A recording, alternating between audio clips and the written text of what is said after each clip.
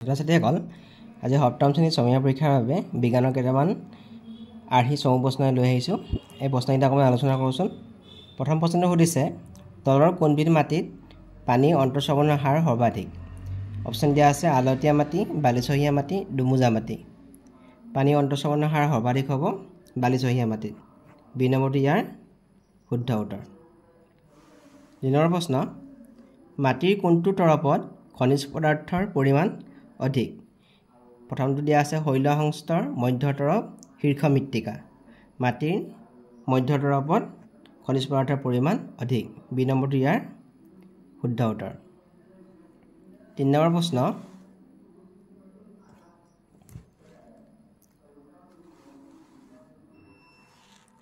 যদি মাটিত ডাঙৰ আৰু মিহি কণিকাৰ অনুপাত সমান থাকে তেনে মাটিক বোলা হয় ডুমুজা মাটি, বালিচহীয়া মাটি, পলসুৱা মাটি। যদি মাটিত ডাঙৰ আৰু মিহি কণিকাৰ অনুপাত সমান থাকে তেনে মাটিক কোৱা হয় ডুমুজা মাটি। এই নম্বৰটো ইয়াৰ শুদ্ধ উত্তৰ। ৪ নম্বৰ প্ৰশ্ন, তলৰ কোনখন ঠাই ঘূৰ্ণীবতাহৰ কোপত পৰাৰ সম্ভাৱনা নাই?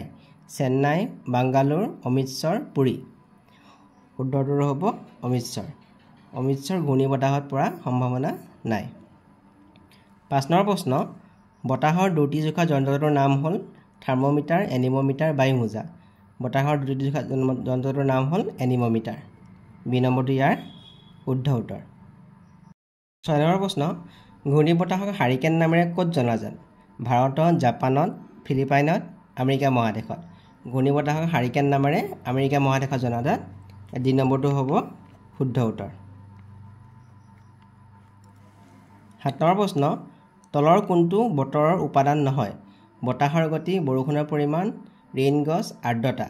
ইয়াত বতাহৰ গতি, বৰষুণৰ পৰিমাণ আৰু আৰ্দ্ৰতা বতৰৰ উপাদান হয়, কিন্তু ৰেইন গছ হ'ল বতৰৰ উপাদান নহয়। চি নম্বৰটো ইয়াৰ শুদ্ধ উত্তৰ। ৮ নম্বৰ প্ৰশ্ন, সিংহনেজীয়া মেকাক বান্দৰ দ্য লায়ন টেইল মেকাক ক'ত পোৱা যায়? সিংহনেজীয়া মেকাক বান্দৰ ক'ত পোৱা যায় সুধিছে। বিষুৱীয় অঞ্চলত, পশ্চিম ঘাট বৰ্ষাৰণ্য অঞ্চলত, মধ্য অসমত, মধ্য আফ্ৰিকাত। সিংহনেজীয়া মেকাক বান্দৰ পশ্চিম ঘাট বৰ্ষাৰণ্য অঞ্চলত পোৱা যায়। বি নম্বৰটো ইয়াৰ শুদ্ধ উত্তৰ। ৯ নম্বৰ প্ৰশ্ন, তলৰ কোনটো এটা ৰাসায়নিক পৰিৱৰ্তন? গছৰ টুকুৰা এটা ফালি খৰিলৈ পৰিৱৰ্তন কৰাটো। গছৰ টুকুৰা এটা ফালি খৰিলৈ পৰিৱৰ্তন কৰাটো হ'ল এটা ভৌতিক পৰিৱৰ্তন, এইটো ৰাসায়নিক পৰিৱৰ্তন নহয়। পানীত চেনি দ্ৰৱীভূত কৰাটো। পানীত চেনি দ্ৰৱীভূত হোৱাটো এটা ভৌতিক পৰিৱৰ্তন, এইটো ৰাসায়নিক পৰিৱৰ্তন নহয়।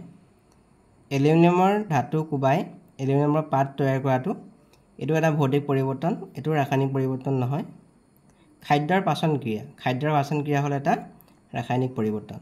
গতিকে ইয়াৰ শুদ্ধ অপশ্যনটো অপশ্যন ডি। অপশ্যন ডিটো ইয়াৰ শুদ্ধ উত্তৰ। ১০ নম্বৰ প্ৰশ্ন, তলৰ কোনটো লোড মামৰে ধৰাটো প্ৰতিৰোধ কৰিব পৰা এটা পদ্ধতি নহয়? দস্তা লেপন, ৰং কৰা, পানীত ডুবাই থোৱা, পিচ্ছিল কাৰক প্ৰয়োগ কৰা। এতিয়া দস্তা লেপন, ৰং কৰা আৰু পিচ্ছিল কাৰক প্ৰয়োগ কৰিলে মামৰে ধৰাটো প্ৰতিৰোধ কৰিব পাৰি, কিন্তু পানীত ডুবাই থ'লে মামৰ বেছিকৈ ধৰিবহে। গতিকে এইটো মামৰে প্ৰতিৰোধ কৰা এটা পদ্ধতি নহয়। চি নম্বৰটো ইয়াৰ শুদ্ধ অপশ্যন। ১১ প্ৰশ্ন, মামৰ ৰাসায়নিক সংকেত হ'ল FeO, Fe3O4, Fe2O3, Fe3O। মামৰ ৰাসায়নিক সংকেত হ'ব Fe2O3। চি নম্বৰটো ইয়াৰ শুদ্ধ উত্তৰ। ১২ নম্বৰ প্ৰশ্ন, বায়ুত থকা জলীয় বাষ্পৰ পৰিমাণ জোখক কি বোলা হয়? উষ্ণতা, আৰ্দ্ৰতা, বৃষ্টিমান, বতৰ। বায়ুত থকা জলীয় বাষ্পৰ পৰিমাণৰ জোখক বোলা হয় আৰ্দ্ৰতা। বি নম্বৰটো ইয়াৰ শুদ্ধ উত্তৰ। ১৩ নম্বৰ প্ৰশ্ন, তলৰ কোনটো মেৰু অঞ্চলৰ প্ৰাণীৰ বৈশিষ্ট্য নহয়? এই নম্বৰটো খাদ্য হিচাপে সৰহ সময় ফলৰ ওপৰত নিৰ্ভৰশীল, বহল আৰু ডাঙৰ হাতোৰা, বগা নোমযুক্ত ছাল, ছালৰ তলত চৰ্বিৰ তৰপ। ছালৰ তলত চৰ্বিৰ তৰপ এইটো হ'ল মেৰু অঞ্চলৰ প্ৰাণীৰ বৈশিষ্ট্য হয়। বগা নোমযুক্ত ছাল এইটো মেৰু অঞ্চলৰ প্ৰাণীৰ বৈশিষ্ট্য হয়। বহল আৰু ডাঙৰ হাতোৰা এইটো এটা মেৰু অঞ্চলৰ প্ৰাণীৰ বৈশিষ্ট্য হয়। খাদ্য হিচাপে সৰহ সময় ফলৰ ওপৰত নিৰ্ভৰশীল, এইটো মেৰু অঞ্চলৰ প্ৰাণীৰ বৈশিষ্ট্য নহয়। গতিকে ইয়াৰ ৰাইট অপশ্যনটো হ'ব অপশ্যন এ। 14 নম্বৰ প্ৰশ্ন তলৰ সম্বন্ধবোৰৰ কোনটো শুদ্ধ দুটি সমান দূৰত্ব পূৰণ সময় দুটি সমান দূৰত্ব বাই সময় দুটি সমান সময় বাই দূৰত্ব দুটি সমান 1 বাই সময় পূৰণ দূৰত্ব দুটি সমান দূৰত্ব বাই সময় ইয়াত বি নম্বৰটো হ'ব শুদ্ধ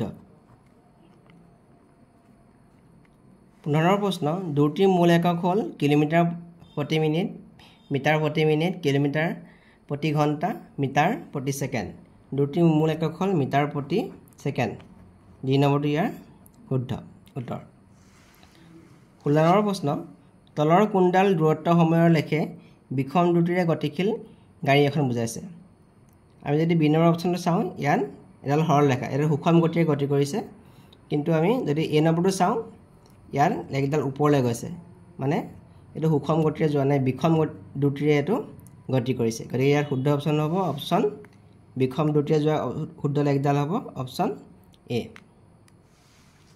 17 নম্বৰ প্ৰশ্ন এটা সৰল দোলকে 20 বাৰ দুলিবলৈ 32 সেকেন্ড সময় লয় দোলকটোৰ পৰ্যায়কাল 20টা দোলন সম্পূৰ্ণ কৰিবলৈ 32 সেকেন্ড সময় লৈছে আমাক পৰ্যায়কাল উলিয়াব কৈছে পৰ্যায়কাল মানে হ'ল এটা দোলন সম্পূৰ্ণ কৰিবলৈ লগা সময় 20 বাৰ দুলিবলৈ সময় ললে 32 সেকেন্ড গতিকে এটা দোলন সম্পূৰ্ণ কৰিবলৈ সময় লাগিব আমি এটো কৰো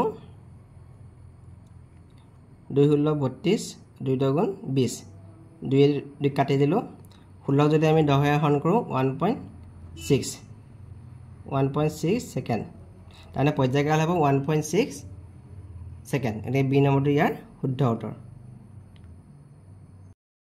তলৰ কোনটো অশুদ্ধ সময়ৰ মৌলিক একক হ'ল সেকেন্ড এটো হ'ল শুদ্ধ এখন পূৰ্ণ দলঙৰ ৰেলৰ গতি সৰলৰৈখিক গতি এখন পূৰ্ণ দলঙৰ ৰেলৰ গতি সৰলৰৈখিক গতি এটো শুদ্ধ আমি যদি নম্বৰটো চাওঁ দুখন চহৰৰ মাজৰ দূৰত্ব কিলোমিটাৰত জোখা হয় এটো শুদ্ধ দুখন চহৰৰ মাজৰ দূৰত্ব কিলোমিটাৰত জোখা হয় প্ৰত্যেক বস্তুৱে সুষম দ্ৰুতিৰে গতি কৰে এটো অশুদ্ধ প্ৰত্যেক বস্তুৱে সুষম দ্ৰুতিৰে গতি নকৰিব পাৰে গতিকে ৰাইট অপচনটো হ'ব সি 19 নম্বৰ প্ৰশ্ন 30 ডিগ্ৰী সেন্টিগ্ৰেডত থকা 1 লিটাৰ পানী 50 ডিগ্ৰী সেন্টিগ্ৰেডত থকা 1 লিটাৰ পানীৰ লগত মিহলি কৰা হ'ল মিশ্ৰণৰ উচ্চতা হ'ব 80 ডিগ্ৰী সেন্টিগ্ৰেড 20 ডিগ্ৰী সেন্টিগ্ৰেড 50 ডিগ্ৰী সেন্টিগ্ৰেডতকৈ বেছি কিন্তু 80 ডিগ্ৰী সেন্টিগ্ৰেডতকৈ কম 30 ডিগ্ৰী সেন্টিগ্ৰেড আৰু 50 ডিগ্ৰী সেন্টিগ্ৰেডৰ মাজত শুদ্ধ অপচনটো হ'ব অপচন ডি টু 30 ডিগ্ৰী সেন্টিগ্ৰেড আৰু 50 ডিগ্ৰী সেন্টিগ্ৰেডৰ মাজত ডি নম্বৰটো ইয়াৰ শুদ্ধ অপচন হ'ব 20 নম্বৰ প্ৰশ্ন থাৰ্মোমিটাৰ উষ্ণতাৰ পৰিসৰ থাৰ্মোমিটাৰ কিমান ডিগ্ৰী সেন্টিগ্ৰেডৰ পৰা কিমান ডিগ্ৰী সেন্টিগ্ৰেডলৈ দাগ কৰা থাকে সুধিছে 0 ডিগ্ৰী সেন্টিগ্ৰেডৰ পৰা 27 ডিগ্ৰী সেন্টিগ্ৰেডলৈ 10 ডিগ্ৰী সেন্টিগ্ৰেডৰ পৰা 42 ডিগ্ৰীলৈ 0 ডিগ্ৰী সেন্টিগ্ৰেডৰ পৰা 42 ডিগ্ৰীলৈ 35 ডিগ্ৰী সেন্টিগ্ৰেডৰ পৰা 42 ডিগ্ৰী সেন্টিগ্ৰেডলৈ থাৰ্মোমিটাৰ উষ্ণতাৰ পৰিসৰ হ'ব 35 ডিগ্ৰী সেন্টিগ্ৰেডৰ পৰা 42 ডিগ্ৰী সেন্টিগ্ৰেড ডি নম্বৰটো ইয়াৰ শুদ্ধ উত্তৰ তলৰ কোনটো তাপৰ কুপৰিবাহী এলুমিনিয়াম লু প্লাষ্টিক তাম ইয়াত এলুমিনিয়াম লু আৰু তাম তাপৰ সুপৰিবাহী প্লাষ্টিক হ'ব কুপৰিবাহী চি নম্বৰটো ইয়াৰ শুদ্ধ উত্তৰ please subscribe and share my videos